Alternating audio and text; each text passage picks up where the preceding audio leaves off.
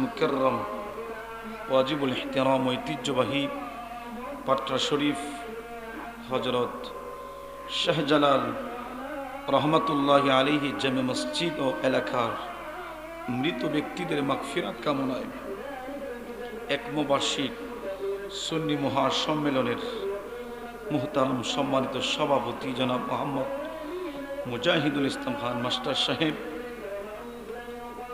বিশেষ করে আজকের মাহফিলে যিনি সভারত্ন হাফেজ মোহাম্মদ ইসরাফিল আহমেদ ইসমাইল সাহেব, আজকের মাহফিলের যিনি সম্মানিত প্রধান অতিথি বিশিষ্ট আলেমে দ্বীন ইসলামী চিন্তাবিদ হযরত মাওলানা মুফতি আলমগীর হুসাইন সাইফি সাহেব, বারাকাল্লাহু ফি হায়াতিহি ওয়া ইলমিহি, আমরা পড়ি আল্লাহুম্মা আমিন। আমার পূর্বে বয়ান করেছেন অনেক হাজার হাজার ছাত্রদের উস্তাদ তিনি। ওনার অনেক ছাত্র আছে যারা আমাদেরকে পড়াতে পারবে, আলহামদুলিল্লাহ পড়েন। উস্তাদুল উলামা পীরে কামেল আলহাজ হযরত মাওলানা আবু ইউসুফ মোহাম্মদ মহিউদ্দিন সিদ্দিকী সাহেব, খলিফা সিরাজনগর দরবার শরীফ, হুজুরকে আল্লাহ পাক নেক হায়াতে তয়্যিবা দান করুক, জুড়ে পড়েন আমিন।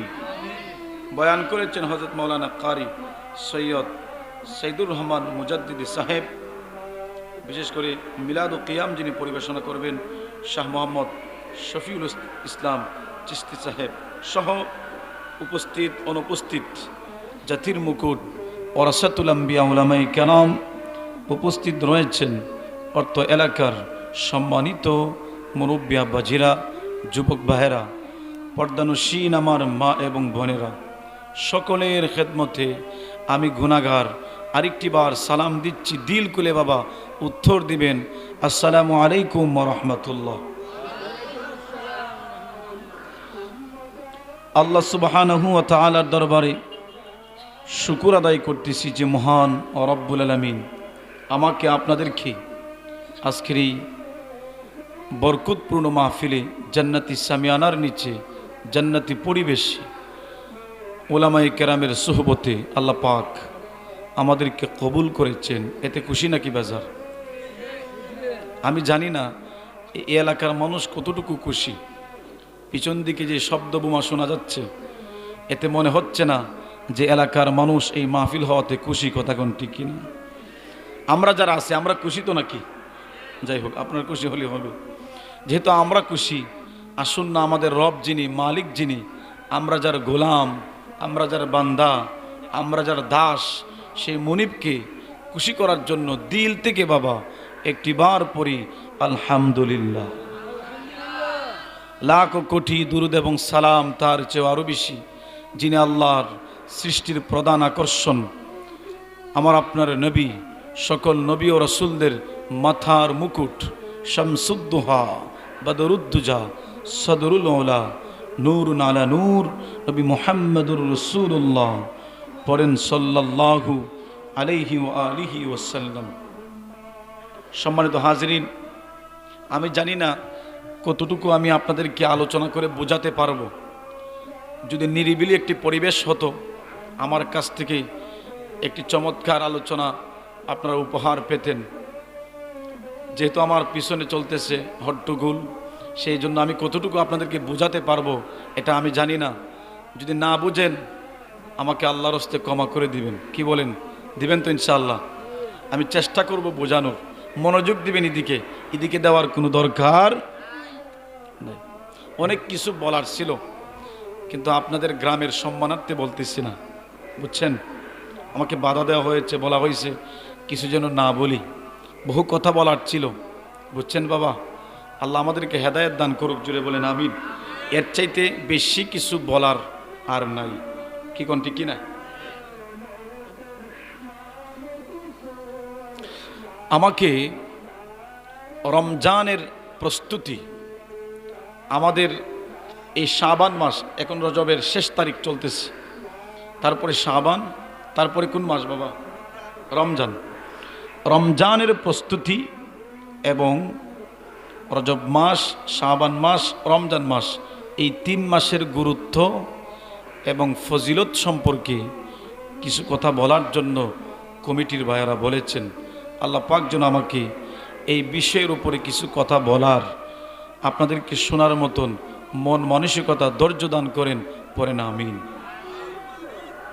আমি 3টি প্রশ্ন দিয়ে আলোচনা শুরু করব। কয়টা প্রশ্ন বাবা? 3টা প্রশ্ন দিয়ে আলোচনা শুরু করব, 3টা প্রশ্নের উত্তর দিয়ে আলোচনা শেষ করব ইনশা। 1 নাম্বার, রমজানের প্রস্তুতি আমরা কেন নিব? এটা হচ্ছে আমার 1 নাম্বার প্রশ্ন। রমজানের প্রস্তুতি আমরা কেন নিব? 2 নাম্বার হচ্ছে রমজানের প্রস্তুতি আমরা কিভাবে নিব। একটা হচ্ছে কেন নিব, আর আরেকটি হচ্ছে কিভাবে নিব। 3 নাম্বার হচ্ছে রজব, শাবান এবং পবিত্র মাহে রমজানের গুরুত্ব, ফজিলত কি। এই 3 প্রশ্নের উত্তর দিয়ে ইনশাআল্লাহ আমি ইতি টানব। আল্লাহ পাক কবুল করুক, বলেন আমিন। 1 নাম্বার, যে রমজানের প্রস্তুতি আমরা কেন নিব। এখন উত্তর দিচ্ছি, শুনেন।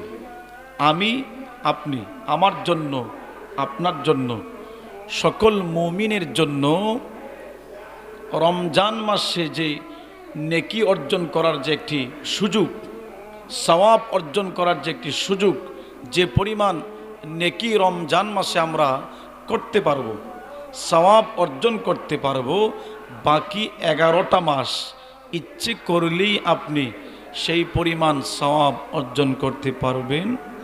জোরে বলেন, পারবেন।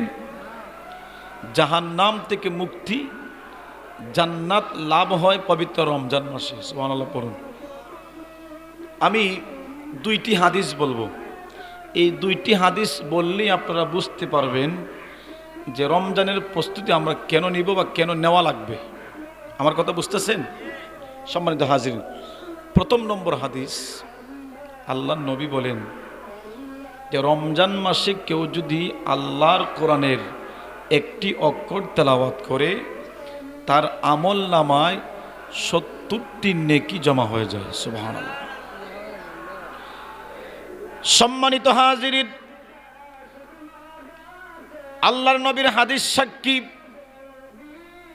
আল্লাহর নবী বলেন, পবিত্র মাহে রমজান ছাড়া আপনি যদি আল্লাহর কোরআনের একটি অক্ষর তেলাওয়াত করেন, তাহলে আমল নামায় জমা হবে 10টা নেকি। জুড়ে বলেন, কয়টা? 10টা।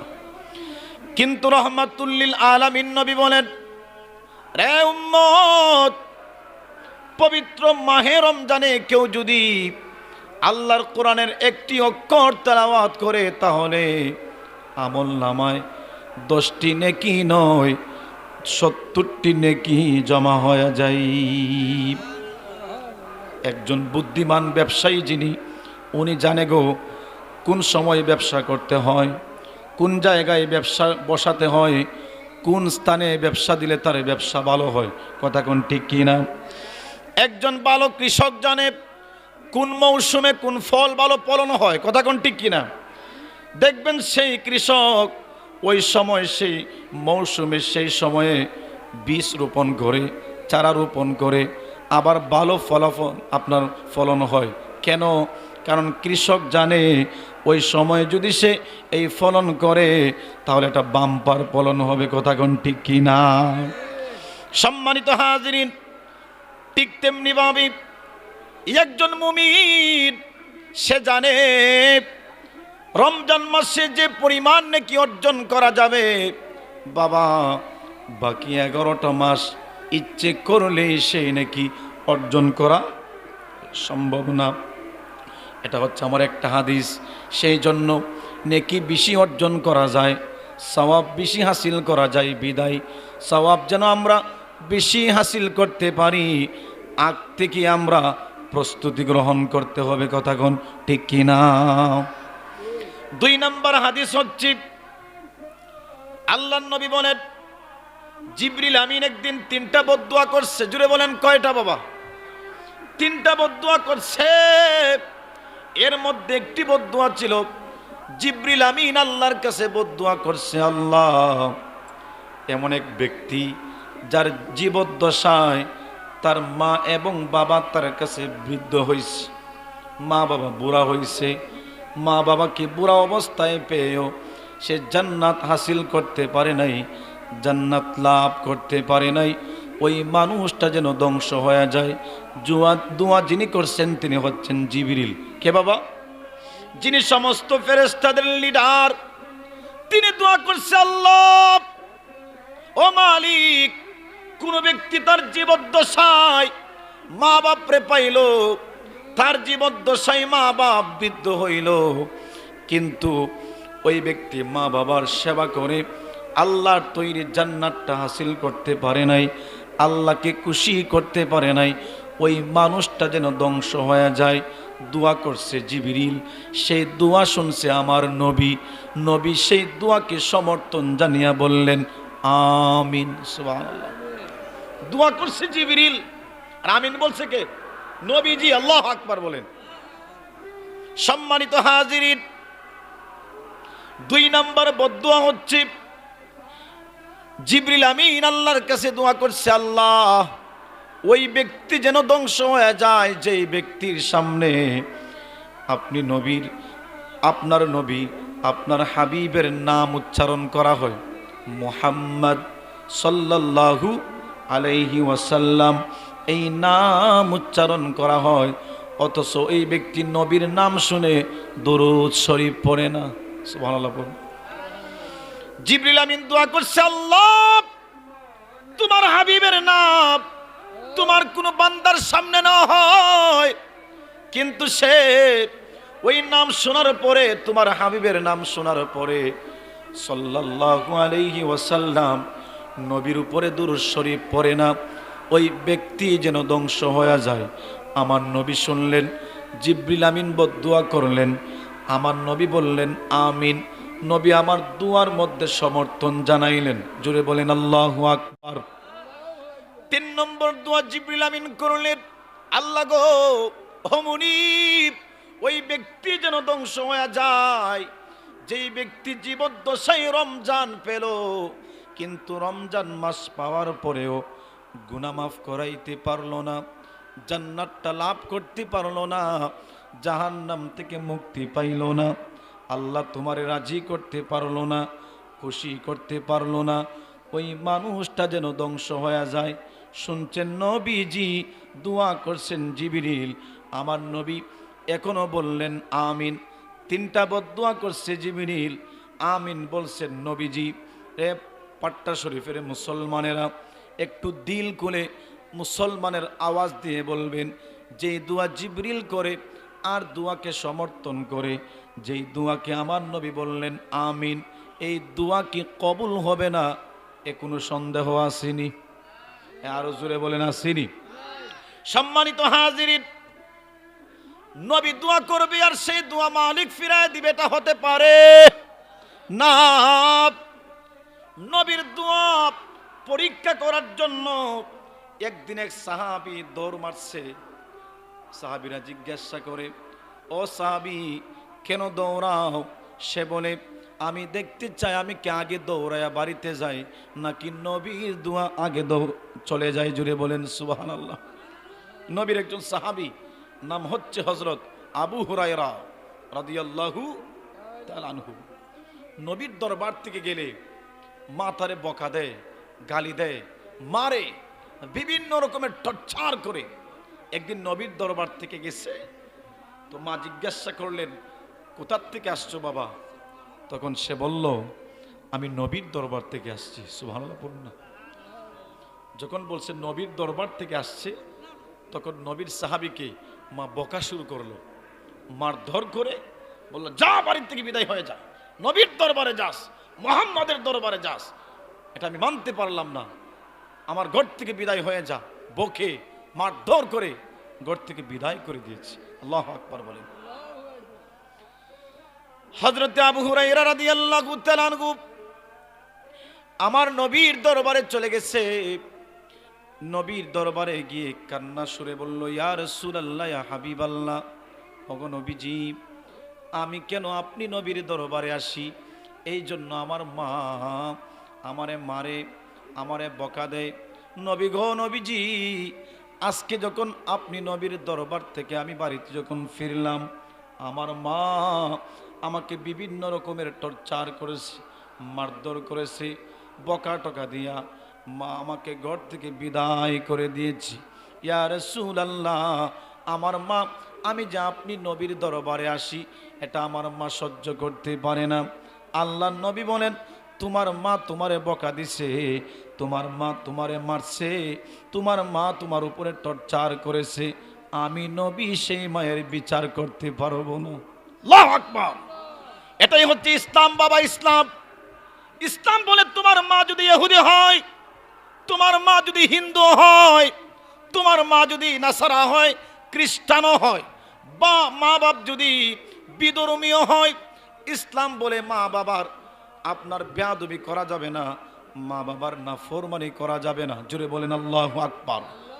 শুধু একটা কারণে মা বাবার সঙ্গে নাফরমানি করা যাবে, বলে একটা কোন কারণে?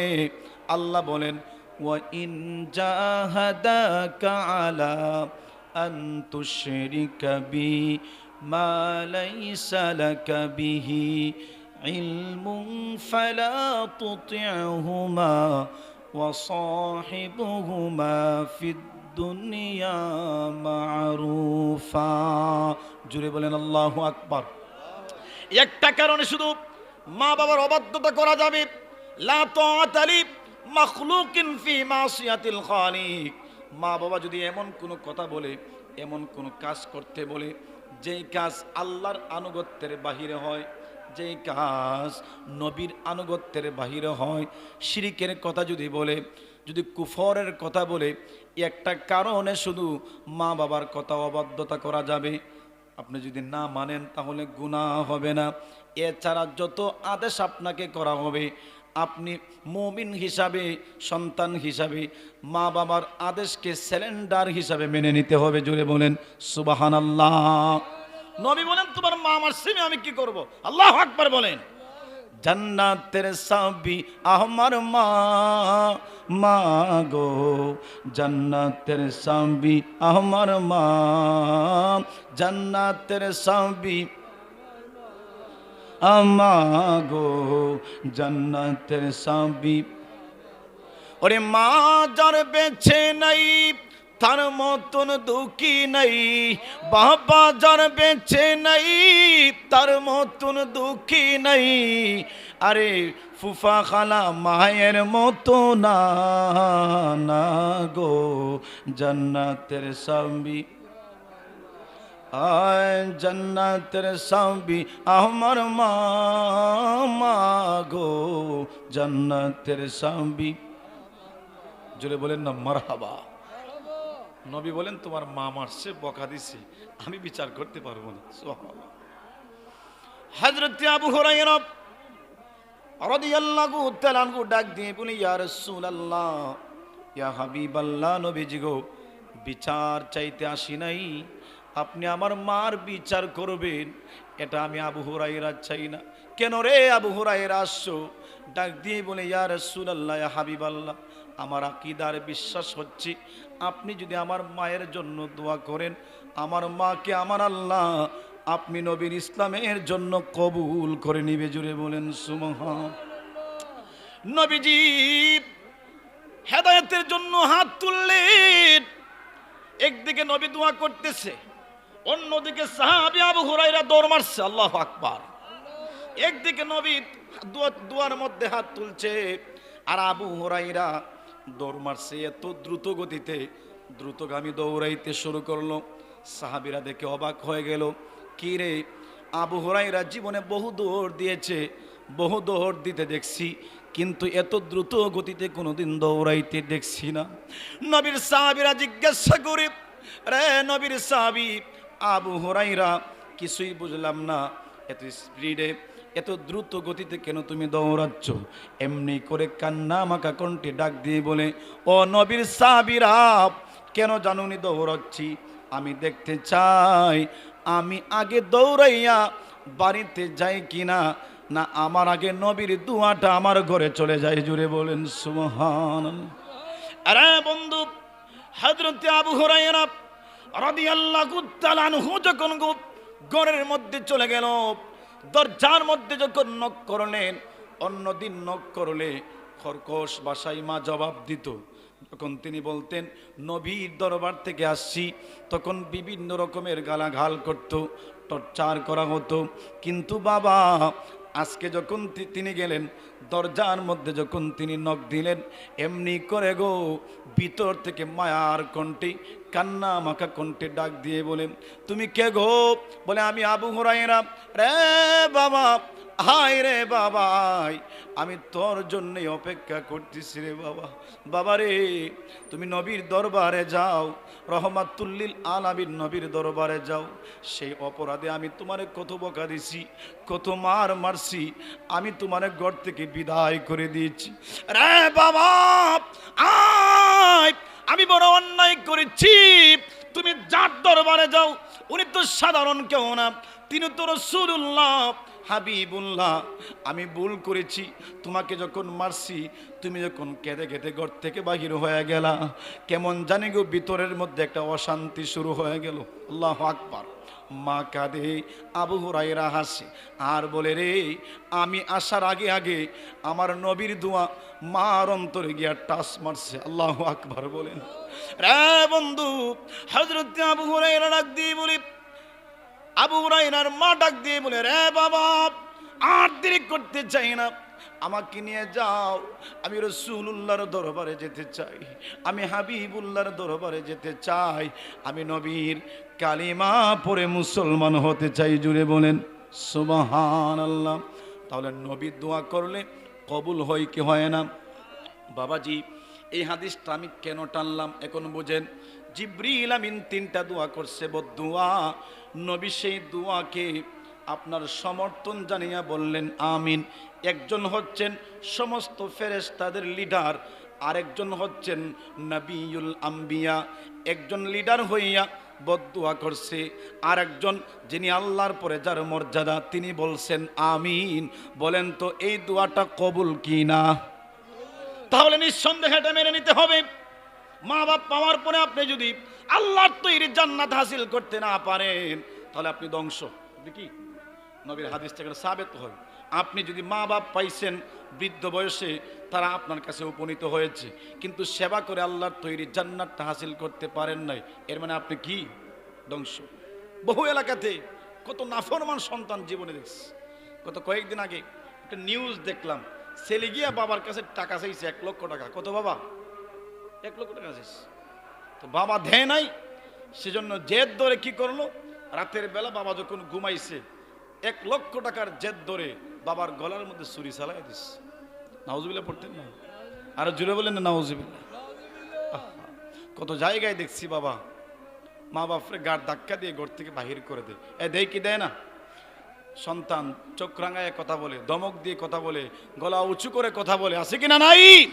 আরে মিয়া, তোমার আজকে শক্তি হয়ে গেছে, বড় হয়ে গেছো না, বড়ি হয়ে গেছে, ইচ্ছে করলে তো তোমার মা তোমারে যখন পৃথিবীতে আসছিলা গলা টিপা দিয়ে যে মেরে ফেলতো, কিছু করার ছিল? জুড়ে বলেন করার ছিল? তো বাহাদুরি কার সাথে করো মিয়া? নবী বলতেন আল জান্নাতু তাহতা আকদামিল উম্মাহাত, তোমার মা বাবার পায়ের নিচে আমি আল্লাহর জান্নাত রেখে দিচ্ছি। রিদার রব্বি ফি রিদাল ওয়ালিদাইন ওয়া সাখাতুর রব্বি ফি সাখাতিল ওয়ালিদাইন। মা বাপ যদি খুশি তো আমি আল্লাহ খুশি। আল্লাহু আকবার বলেন। আমি এদিকে যাব না বাবা।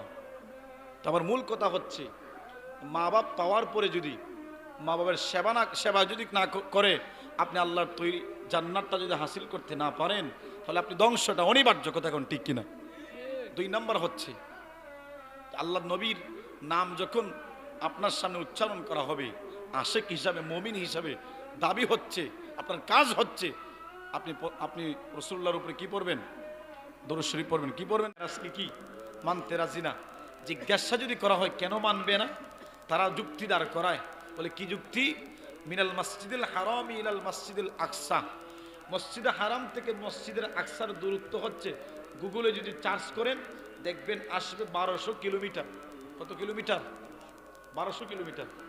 মসজিদে হারাম হচ্ছে মসজিদে আকসা আপনার মক্কার মধ্যে অবস্থিত। বাইতুল্লাহ শরীফ কোথায়? মক্কায়। আর মসজিদে আকসা হচ্ছে ফিলিস্তিনে। কোথায় বাবা? ফিলিস্তিনে।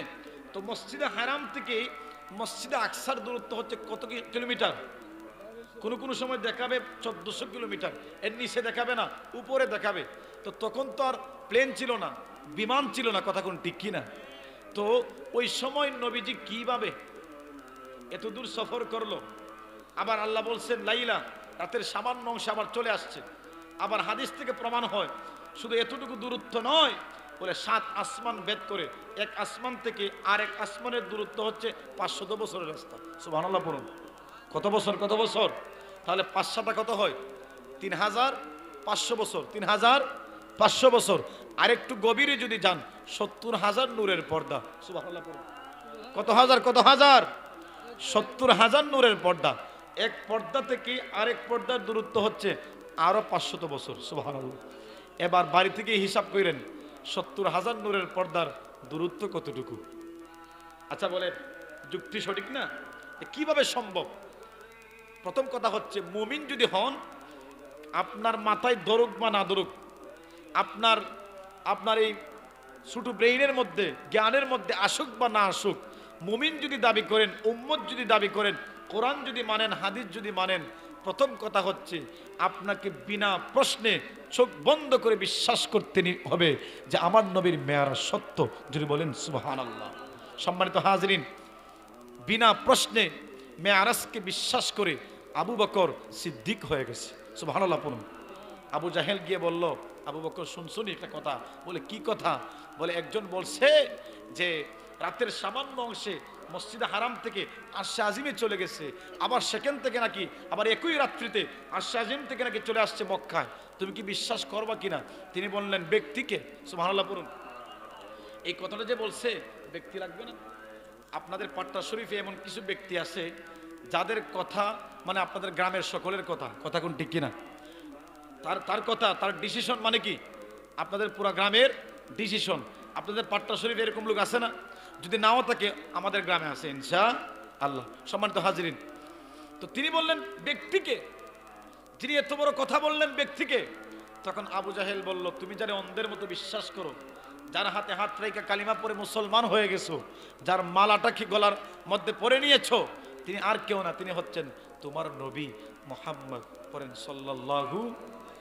সম্মানিত হাজিরিন, কিতাব সাক্ষী দেয় গো, হযরত আবু বকর তখন বসা চিনে লাফ মেরে দাঁড়িয়ে গেছে, আর বলতে লাগলো, আরে আবু জাহেল শোনো, আমার নবী যদি বলে থাকেন মসজিদে হারাম থেকে মসজিদে আকসা 7 আসমান ভেদ করে দুলুক বুলুক চারিয়ে আর সে আজিমে গিয়ে আমার আল্লাহকে দেখে আবার জমিনে একই রাত্রিতে চলে আসছে, শোনো শোনো, আমার মাথায় দরুক বা না দরুক, যেহেতু আমার নবী বলছেন, বিনা প্রশ্নে আবু বকর বিশ্বাস করে নিয়েছে। জুড়ে বলেন, আরো জোরে বলেন সুবহান। সম্মানিত হাজিরিন, এই কথা যখন আমার নবী শুনলেন, আমার নবী খুশি হয়ে গেলেন, মুস্কি হাসি দিলেন। আবু বকর কে ডাকলেন, রে আবু বকর, শুনো শুনো, আজ থেকে তুমি শুধু আবু বকর নয়, তোমার নামের শেষে আমি রাসূলুল্লাহ একটি উপাধি দিয়ে দিলাম, বলে তোমার নাম হচ্ছে সিদ্দিক আকবর। আল্লাহু আকবার। তাহলে আপনার মাথায় দরুক বা না দরুক, মুমিন হিসাবে দাবি হচ্ছে যে নবী যা বলছেন সত্য, আল্লাহ যা বলছেন সত্য, নবীর মেরাজ সত্য। কথা কোন ঠিক কিনা? এখন যারা এই কথা বলে, তাদেরকে আল্লাহ তাআলা দাঁত ভাঙা একটা জবাব দিয়েছেন। সুবহানাল্লাহ বলুন। আল্লাহ রাব্বুল আলামিন জানেন একদল মানুষ এই পৃথিবীতে থাকবে যারা রাসূলুল্লাহর রিসালাত সহ্য করতে পারবে না, রাসূলুল্লাহর শান সহ্য করতে পারবে না। আগেও ছিল, এখনো আছে, কিয়ামত পর্যন্ত থাকবে কি থাকবে না? এই জোরে বলেন, থাকবে কি থাকবে না? আল্লাহ জানেন। সেই জন্য আল্লাহ তাআলা এই মেরাজের ঘটনা বর্ণনা করার আগে এমন একটা শব্দ দিয়া বর্ণনা করছেন, আল্লাহ যে সমস্ত সংশয়বাদীরা সন্দেহ করে যে নবীর মেয়ারাজ সত্য না, আল্লাহ তাআলা তাদেরকে দাঁত ভাঙার জবাব দিয়েছেন। যদি বলেন সুবহানাল্লাহ। এখন আমি একটা শব্দ বলবো, স্মরণ রাখবেন। বলেন সুবহানা। সবাই বলেন সুবহানা। সুবহানা শব্দের অর্থ হচ্ছে, মুফাসসিরিনে কেরাম এর ব্যাখ্যা করতে যাইয়া 5 দিন ব্যতীত বহুদিন আমার নবী রোজা রাখছে, বলে গোটা বছর যে রোজাগুলি রয়েছে, কোন রোজা যদি আপনি না রাখেন, একটা রোজার জন্য আমার আল্লাহ কাল কিয়ামতের কঠিন ময়দানে আদালতে কিবরিয়ায় আপনাকে দাঁড় করাবে না, জিজ্ঞাসা করবে না। কিন্তু রে বাবা, রমজানের 30টা রোজার এত গুরুত্ব, আল্লাহ বলেন কুতিবা আলাইকুমুস সিয়াম, এই রোজাগুলি তোমাদের উপরে ফরজ আইন করে দিয়েছি। কোন কারণ যারা শরীয়তের কোন উজুর ছাড়া যদি কেউ একটা রোজাকে অমান্য করে, একটা রোজা যদি না রাখে, তাহলে একটা রোজার জন্য আল্লাহর আদালতে কিবরিয়ায় দাঁড় হতে হবে। একটা রোজার জন্য জাহান্নামেও যেতে আপনার যেতে হতে হবে পারে। আল্লাহু আকবার বলেন। এই জন্য আল্লাহর নবীজি রমজানের আগের মাস শাবান মাসে বেশি পরিমাণে রোজা রাখছেন। এর মানে কি? এর মানে হচ্ছে যেন রোজা রেখে অভ্যস্ত হয়ে যায়, আর রমজান মাস যখন চলে আসবে, যখন অভ্যস্ত হয়ে যাবে বাবা, আমরা বলি যে মানুষের অভ্যাস মানুষের দাস হয়ে যায়। কথা কোন ঠিক কিনা? আমার নবীজি শিক্ষা দিয়েছে উম্মত, শাবান মাসে যদি তুমি বেশি বেশি রোজা রাখো, রমজানের রোজা রাখার আগে তোমার একটা অভ্যাসে পরিণত হয়ে যাবে, এটা তোমার দাস হয়ে যাবে। রমজানের 30টা রোজা রাখতে যাইয়া তোমার কোনো অসুবিধা হবে না। জুড়ে বলেন সুবহানাল্লাহ। এই জন্য আমার নবীজি রোজার মাধ্যমে রমজানের প্রস্তুতি নিতেন। জুড়ে বলেন সুবহানাল্লাহ। এবার আসুন 3 নাম্বার, 2টা আমল পাইছি। একটা কি? দুয়ার মাধ্যমে আমরা কি করতে হবে বাবা? প্রস্তুতি নিতে হবে। 2 নাম্বার হচ্ছে রোজার মাধ্যমে। কিসের মাধ্যমে? 3 নাম্বার, আল্লাহ সুবহানাহু ওয়া তাআলা কুরআনুল কারীমের মধ্যে বলেন, শাহরু রমাদানাল্লাযী উনজিলা ফীহিল কুরআন। জোরে বলেন সুবহানাল্লাহ। আমরা একটা নাচ শরীফ পড়ি, আমারে মদিনা নিবানিহি দয়াল নবীজি, আমারে জবান খুলে বাবা, আমারে মদিনা নিবানিহি দয়াল নবীজি, আমারে নবীজি, আরে আমি তোমার প্রেম ভিখারি, তুমি উম্মতের কান্ডারি, দেখা দাও গো চেহারা নূরানী দয়াল নবীজি, আমার মদিনা নিবানি তুমি, আমার নবীজি, আমার নবীজি। আরে কত আশিক যাই মদিনায়, আমি ঘুরি রাস্তায় রাস্তায়, অন্তরে মদিনার পুরানি দয়াল নবীজি, আমার মদিনা নিবাম এ তুমি, আমার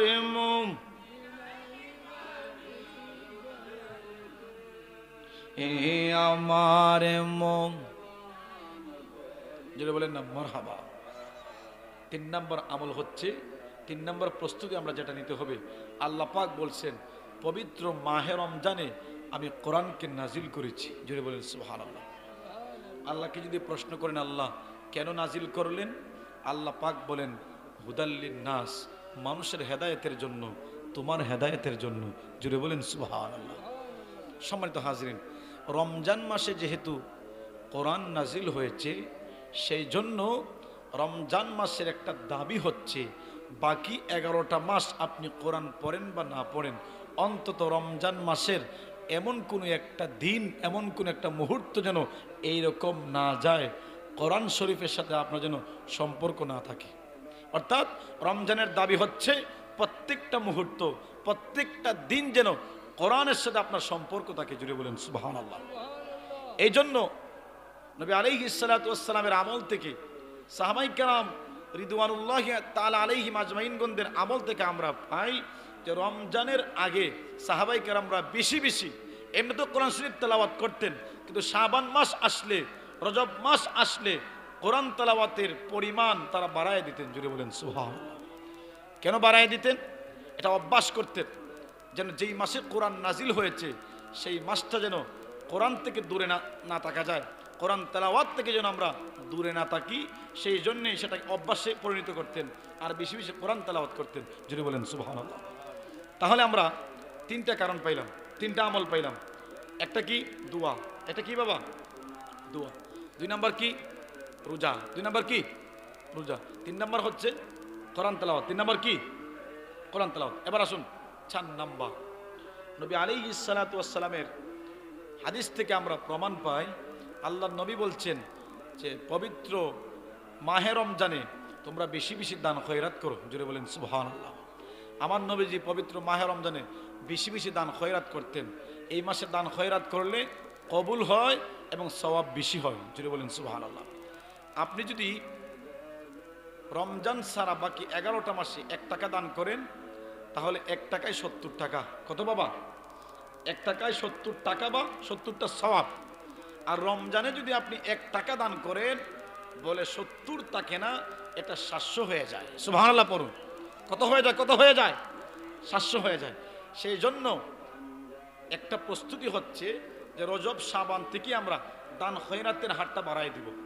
যদি আপনার সেই 2 হাতটাকে দান খয়রাতের জন্য প্রসার করতে পারেন, অভ্যস্ত হয়ে যান, তাহলে রমজান মাসে আপনি দান খয়রাত করতে পারবেন। কথা কোন ঠিক কিনা?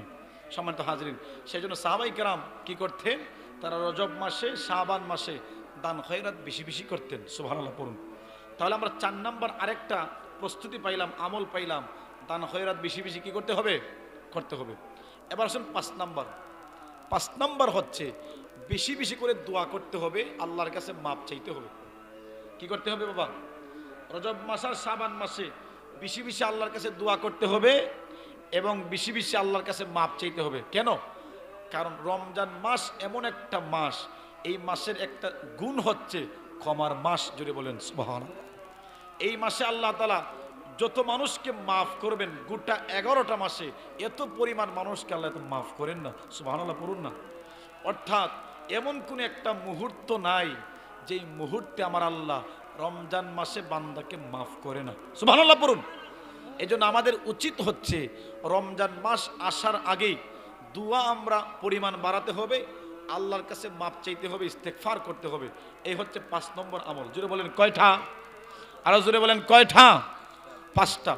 এই 5টা আমল যদি আপনি এখন থেকে করেন, রজব মাস তো অলরেডি চলে গেছে। আজকে আমি জানি না সঠিক যে চাঁদ উঠছে কিনা, যদি উঠে থাকে তাহলে তো শেষ, এখন শাবান শুরু হয়ে গেছে। আর যদি না উঠে থাকে, যেহেতু রাসূলুল্লাহ বলেছেন যে আরবি মাস হয় 29-এ যায়, আর না হয় কি যায় 30-এ যায়। যদি না উঠে থাকে তাহলে আগামীকাল অবশ্যই কি চাঁদ উঠবে। এর মানে হচ্ছে রজব অলরেডি চলে গেছে, শাবান শুরু, রমজান আর 30 দিন বাকি আছে। আমাদের উচিত হচ্ছে এই 5টা আমলের মাধ্যমে আমরা রমজানকে লাব্বাইক বলে, মারহাবা বলে স্বাগতম জানানো। কথা কোন ঠিক কিনা? কারা কারা করবেন একটু হাত তুলে আল্লাহকে দেখান।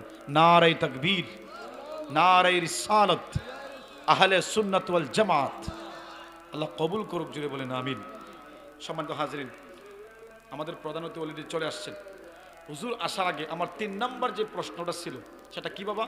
যে রজব, শাবান, রমজানের গুরুত্ব এবং ফজিলত কি? আমি 3টা প্রশ্ন দিয়ে শুরু করছিলাম, বলছিলাম যে 3টা প্রশ্ন দিয়ে শুরু করব, উত্তর দিয়ে আমার আলোচনা কি হবে? শেষ হবে। 2টার উত্তর পাইছেন না? একটা কি কেন আমরা প্রস্তুতি নিব, 2 নাম্বার হচ্ছে কিভাবে আমরা নিব, শেষ 2টা। এবার 3 নাম্বার হচ্ছে যে এই 3 মাসের গুরুত্ব কতটুকু এবং এই 3 মাসের ফজিলত আল্লাহর কাছে, নবীর কাছে কত বেশি জানা দরকার আছে কিনা নাই। সম্মানিত হাজরিন, প্রথমে আমরা রজব দিয়ে শুরু করি। কোরআনের মধ্যে আসছে ইন্না ইদ্দাতাশ শুহুরি ইনদাল্লাহি 12 শাহরান ফি কিতাবিল্লাহি ইয়াওমা খালাকাস সামাওয়াতি ওয়াল আরদা মিনহা আরবাতুন হুরুম। আমার টানার আর ইচ্ছা হইতেছে না এই শব্দের কারণে। বলছি বুঝছেন, টানলে গলার পাওয়ার বেশি দেওয়া লাগে, আর দিলে আমরা সমস্যা হয়ে যাবে। আর সমস্যা হইলে আগামীকাল মাহফিল করা কি দিত না, সম্ভব হইতো না। এই জন্য টানা বাদ, ঠিক আছে? এটা আপনাদের ব্যর্থতা, আমাদের কিছু করার নাই। আমার যেটা ইচ্ছা দরকার এটা আমি করতেছি। এই কথা কোন ঠিক কিনা? সম্মানিত হাজরিন, আল্লাহ বলেন যেই দিন থেকে আল্লাহ তাআলা আসমান জমিন সৃষ্টি করেছিলেন, সেই দিন থেকে আল্লাহর কিতাবে মাসসমূহের গণনা বছরে 12টা। জুড়ে বলেন কয়টা? এক বছরে মাস কয়টা বাবা? 12টা। এর মধ্যে আরবাতুন হুরুম, 4টি মাস হচ্ছে সম্মানিত। কয়টি মাস বাবা? 4টি মাস। এর মধ্যে একটি মাস হচ্ছে রজব মাস। সুবহানাল্লাহ। রজব মাসটা আল্লাহর কাছে কি দামি মাস, সম্মানী মাস। হাদিস শরীফে আল্লাহর নবী বলেন রজবু শাহরুল্লাহ, রজব হচ্ছে আল্লাহর মাস। সুবহানাল্লাহ পড়ুন। তারপরে আল্লাহ নবী বলেন ওয়া শাবানু শাহরি, আর শাবান মাস হচ্ছে আমি নবীর মাস, সুবহানাল্লাহ পড়ুন। রমাদানু শাহরু উম্মতি, আর রমজান মাস হচ্ছে আমার উম্মতের মাস। আল্লাহু আকবার বলেন। তাহলে আমরা হাদিস থেকে পাইলাম রজবু শাহরুল্লাহ, এই রজব মাস হচ্ছে কার মাস বাবা? আল্লাহর মাস। এই মাসের মধ্যে 26 তারিখ দিবাগত রাত 27-এর রজনীতে আল্লাহর হাবিবের মেয়ারাজ হয়েছিল। যদি বলেন সুবহানাল্লাহ। কি হয়েছিল? মেয়ারাজ হয়েছিল। কোরআনুল কারীমে আল্লাহ তাআলা এই কথাটা খুবই চমৎকার ভাবে তুলে ধরেছেন। আল্লাহ রাব্বুল আলামিন সূরাতু বনী ইসরাঈলের মধ্যে বলেন, সুবহানাল্লাযী আসরা বিআবদিহি লাইলাম মিনাল মাসজিদিল হারাম ইলাল মাসজিদিল আকসা। জুড়ে বলেন সুবহানাল্লাহ। আল্লাহ পাক বলেন, পবিত্র সেই মহান সত্তা আল্লাযী, যিনি ইসরা করিয়েছেন, ভ্রমণ করিয়েছেন, বিআবদিহি তার বান্দাকে, লাইলা রাতের সামান্য অংশে, মিনাল মসজিদুল হারাম মসজিদে হারাম থেকে মসজিদে আকসা। তারপরে নবী বলেন সেখান থেকে একটা নয়, দুইটা নয়, 7 আসমান ভেদ করে দুলুক বুলুক ছাড়িয়ে আরশে আজিমে চলে গেলাম। আল্লাহ নবীকে দেখা দিয়েছেন, নবী আল্লাহকে দেখছে। সুবহানাল্লাহ। আবার সেখান থেকে ফজরের আগে রাতের সামান্য অংশে তিনি আবার জমিনে মক্কায় চলে আসছে। আল্লাহু আকবার বলেন না। সম্মানিত হাজরিন, এই ঘটনা যে আমি বললাম, আমাদের দেশে অনেক মানুষ আছে সংশয়বাদী, বেয়াদবে রসুল, যারা রসুলুল্লাহর মেরাজকে মানতে রাজি না। রসুলুল্লাহর ইয়া রাসূলুল্লাহ, যখনই সময় হয়ে গেছে, আল্লাহর বিধান হয়ে গেছে, ইদা যা আজালুহুম লা ইস্তাখিরুনা সাআতাও ওয়ালা ইস্তাকদিমুন। একটা সেকেন্ড আগেও যায় নাই, একটা সেকেন্ড পরেও যায় নাই। হুকুম যখন হয়ে গেছে, আমার তাপা দিয়ে আমি রূহকে কবজ করে নিয়েছি। জুড়ে বলেন সুবহানাল্লাহ। ইয়া রাসূলুল্লাহ, ইয়া হাবিবাল্লাহ, নবীজি, দুনিয়ার সমস্ত মানুষের বিধান হচ্ছে একটা, আর আপনি নবীর জন্য বিধান হচ্ছে আরেকটা। আল্লাহু আকবার বলেন। এটাই হচ্ছে আমার নবীর শান, এটাই হচ্ছে আমার নবীর শ্রেষ্ঠত্ব। আমার প্রিয় বাবা জিরানি, এই জন্য কোনো দুয়াতে আমার নবীজি হায়াত চাই নাই, কিন্তু একটা দুয়াতে যখন রজবের চাঁদ উদিত হয়ে যেত, আমার নবীজি দোয়া করতেন, আল্লাহর কাছে হায়াত কামনা করতেন, আল্লাহুম্মা বারিক লানা ফি রজব ওয়া শাবান ওয়াবাল্লিগনা রমাদান। আয় আল্লাহ, রমজান পর্যন্ত আমাকে নাও, রমজান পর্যন্ত আমাকে পৌঁছায় দাও, রমজান পর্যন্ত আমার হায়াত বাড়ায় দাও। জুড়ে জুড়ে বলেন সুবহানাল্লাহ। সম্মানিত হাজিরিন, এখন গভীরে যান। কেন কেন, কিসের জন্য? একটাই কারণ, রমজানের শ্রেষ্ঠত্বের কারণে। আল্লাহু আকবার বলেন। কিসের কারণে বাবা? আরো জুড়ে। রমজানের শ্রেষ্ঠত্বের কারণে আমার নবীজি আল্লাহর কাছে দোয়া করতেন, ওয়াবাল্লিগনা ইলা রমাদান, রমজান পর্যন্ত পৌঁছায় দাও। এখানে আরেকটা সূক্ষ্ম কথা হচ্ছে, আমার নবী হচ্ছেন হায়াতুন নবী, ওনার তো হায়াত কামনা করা লাগে না। তবে কেন বলেছেন ওয়াবাল্লিগনা ইলা রমাদান? এই দুয়ার মাধ্যমে আমার নবী থেকে শুরু করে কিয়ামত পর্যন্ত যত উম্মত এই পৃথিবীতে আসবে, আমার নবী যে সেই শিক্ষাটুকু দিয়েছেন, রে উম্মত, 12টা মাসের মধ্যে শ্রেষ্ঠ মাস হচ্ছে রমজান মাস। এই মাস তোমরা পাওয়ার জন্য আল্লাহর কাছে হায়াত ভিক্ষা চাইবা। জুড়ে বলেন সুবহানাল্লাহ। ইয়া মুহাম্মদ মুস্তাফা নবী সাল্লি আলা, ইয়া মুহাম্মদ মুস্তাফা নবী, শাফায়াতের কান্ডারি, শাফায়াতের কান্ডারি মদিনা ওয়ালা, ইয়া মুহাম্মদ মুস্তাফা নবী, লা ইয়া মুহাম্মদ মুস্তাফা নবী। আরশের নিচে সিজদাই পড়ে উম্মতি বলি কাঁদিবে নজরে। আল্লাহু আকবার। আরশের নিচে সিজদাই পড়ে উম্মতি বলি কাঁদিবে নজরে আরে মাফ করে দাও ও গো আল্লাহ উম্মত গুনাহগার ইয়া মুহাম্মদ মুস্তাফা নবী লা ইয়া মুহাম্মদ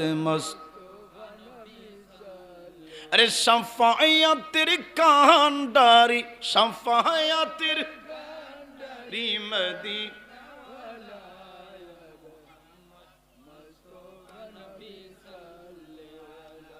ইয়া মুহাম্মদ জুড়ে বলেন মারহাবা। তাহলে এক নাম্বার নবীর কাছ থেকে আমল নিলাম, দুয়ার মাধ্যমে রমজানের প্রস্তুতি নিতে হবে। সুবহানাল্লাহ পড়ুন। তাহলে আমাদের উচিত হচ্ছে সর্বপ্রথম আমরা দুয়ার মাধ্যমে রমজানের প্রস্তুতি নিব ইনশাআল্লাহ। দোয়াটা কি? আল্লাহুম্মা বারিক লানা ফি রজব ওয়া শাবান ওয়া বাল্লিগনা রমাদান। এখন এখানেতে অনেকেই আছেন যারা আরবি দোয়া পারেন না, এটা আপনার কপাল পোড়া, আপনার নিজের ব্যর্থতা। কথা কোন ঠিক কিনা? আপনি মুসলমান হিসেবে সব শিখলেন, সব পারলেন, কিন্তু আরবি পারলেন না, কোরআন পারলেন না, নবীর হাদিস জানলেন না, এটা আপনার জন্য বড় দুঃখের বিষয়। কথা কোন ঠিক কিনা?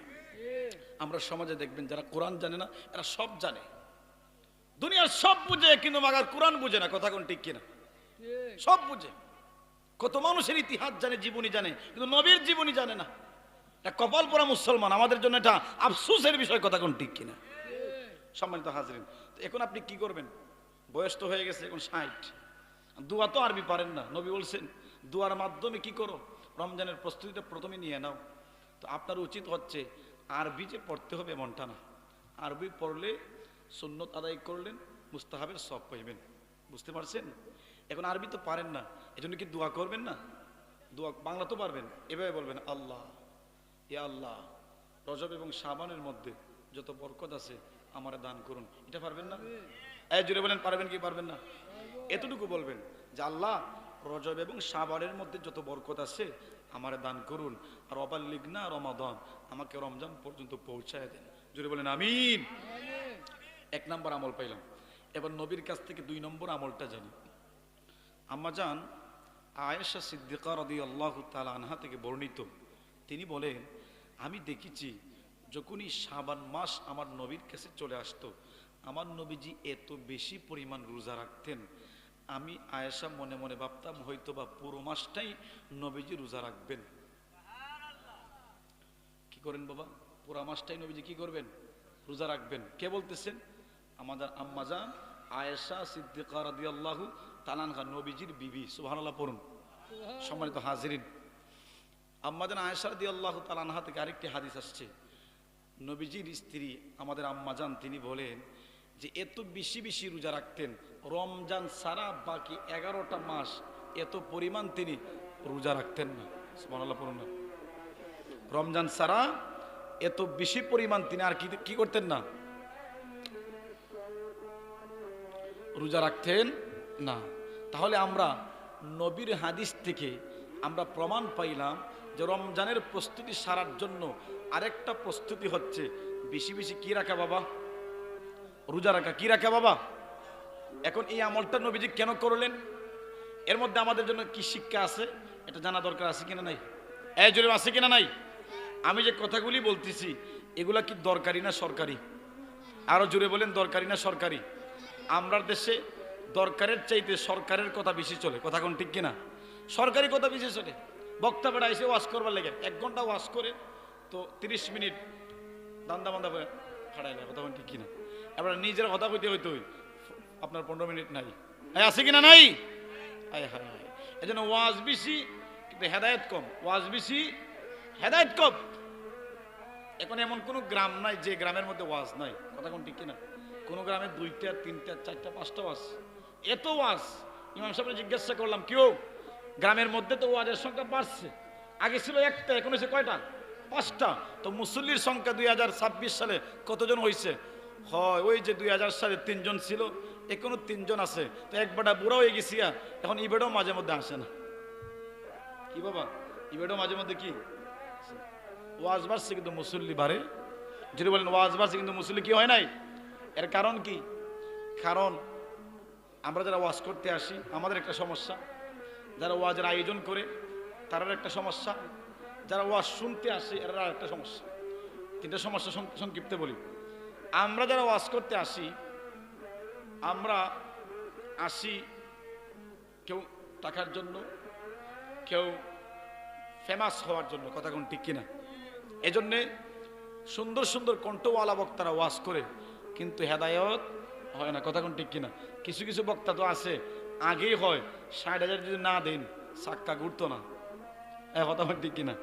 টেহা দিবার আগে এবার চাক্কার মধ্যে গুনে ধরে লায়, আর টেহাটা যখন দেলায় চাক্কা ফ্রি হয়ে যায়, কথা কোন ঠিক কিনা? বহু বক্তা এরকম আছে। সম্মানিত হাজরিন, এটা হলো একটা সমস্যা। আর আমরা যারা ওয়াজ সাজাই, আমরা নিয়ত হইল যে ইবাটা আনছে ৪০,০০০ দেয়া, আমি আনবো ৬০,০০০ দেয়া, কথা কোন ঠিক কিনা? ইবাটা সুঙ্গা লাগাইছে ১০টা, আমি লাগাইমো ১৮টা, কথা কোন ঠিক কিনা? এই হলো অবস্থা। আর যারা ওয়াজ শুনতে আসে এরা আয় বিভিন্ন নিয়তে। এক নম্বর আয় দেখে বেটা নিয়ে সুর আছে, বেটা নিকতে আছে, যে বেটা ওয়াজ করতেছে এই বেটা নিয়ে সুর আছে, তারপরে দেখি বেটা নিয়ে জোর আছে, ডাক মাক নিয়ে দিতে পারে। ৩ নাম্বার হইলো ইবেটার বাড়ি নিয়ে দূর, যদি গ্রামের একজন বক্তা ওয়াজ করে ৩ জন আয় বয় না, কথা কোন ঠিক কিনা? অথচ যে বেটা ভাবনা তি আইছে ইবেটার চেয়ে বেটা ভালো ওয়াজ করতেছে, কথা কোন ঠিক কিনা? তা আমরা 3টা জিনিস দেখি, সুর দেখি, জোর দেখি, দূর দেখি। এই জন্য ওয়াজ বেশি কিন্তু কি নাই, হেদায়েত নাই। যেন আমি যে কথাগুলি বলতেছি এগুলা কি দরকারি না সরকারি? আরো জোরে বলেন, দরকারি না সরকারি? যদি দরকারি মনে করেন একটু মনোযোগ সহকারে শুনবেন। আমার নবীজি কেন শাবান মাসে বেশি পরিমাণে রোজা রাখছে, এটার মূল কারণ কি শুনেন। আরে বন্ধু, গভীর মনোযোগ। পবিত্র মাহে রমজানে আল্লাহ রাব্বুল আলামিন একটি বিশেষ আলাদা ফরজা আইন বিধান সমস্ত মুমিনের জন্য করে দিয়েছেন। বলে এটা কোন বিধান? আল্লাহ রাব্বুল আলামিন কুরআনুল কারীমের মধ্যে বলেন, ইয়া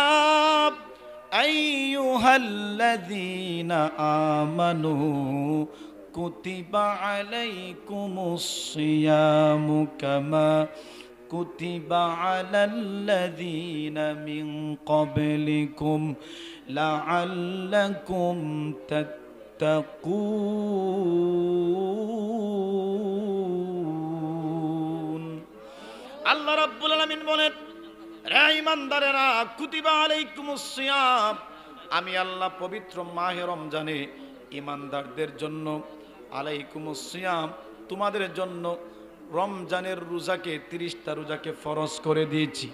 বাবা, আপনি মনে করতে পারেন আল্লাহ শুধু মনে হয় আমাদের উপরেই রোজাকে ফরজ করছেন, বলে না না, আল্লাহ পাক বলেন কামা কুতিবা আলাল্লাযীনা মিন ক্বাবলিকুম, তোমাদের পূর্ববর্তী যারা এই পৃথিবীতে ছিল আমার আল্লাহ তাদের উপরও রোজা দিয়েছিলেন। লাআল্লাকুম তাত্তাকুন, কেন কেন কিসের জন্য? বলে একটাই কারণ, তুমি যেন মুত্তাকি হতে পারো, তাকওয়াওয়ালা হতে পারো। জুড়ে বলেন সুবহানাল্লাহ।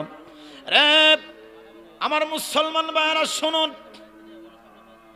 বাকি 11টা মাসে যতগুলি রোজা রয়েছে, আপনি যদি মুহররমের রোজা আদায় না করেন, মুহররমের মধ্যে যদি আপনি রোজা না রাখেন, আমার আল্লাহ সেই রোজার জন্য আপনাকে আল্লাহর আদালতে কিবরিয়ায় দাঁড় করাবে না, আমার আল্লাহ জিজ্ঞাসা করবে না। আপনি যদি রজব মাসের রোজা না রাখেন তাহলে আল্লাহর কাছে জবাবদিহি করতে হবে না। আপনি যদি শাবান মাসের রোজা না রাখেন, আমার আল্লাহ আপনাকে আল্লাহ আপনার কাছ থেকে জবাবদিহিতা নেবে না। এর জন্য আপনাকে জাহান্নামে যেতে হবে না। আমার নবীজি প্রত্যেক সোমবারে রোজা রাখতেন, বলে এই সোমবারে যদি আপনি রোজা না রাখেন এর জন্য আল্লাহ আপনাকে জাহান্নামে দিবে না। আমার নবীজি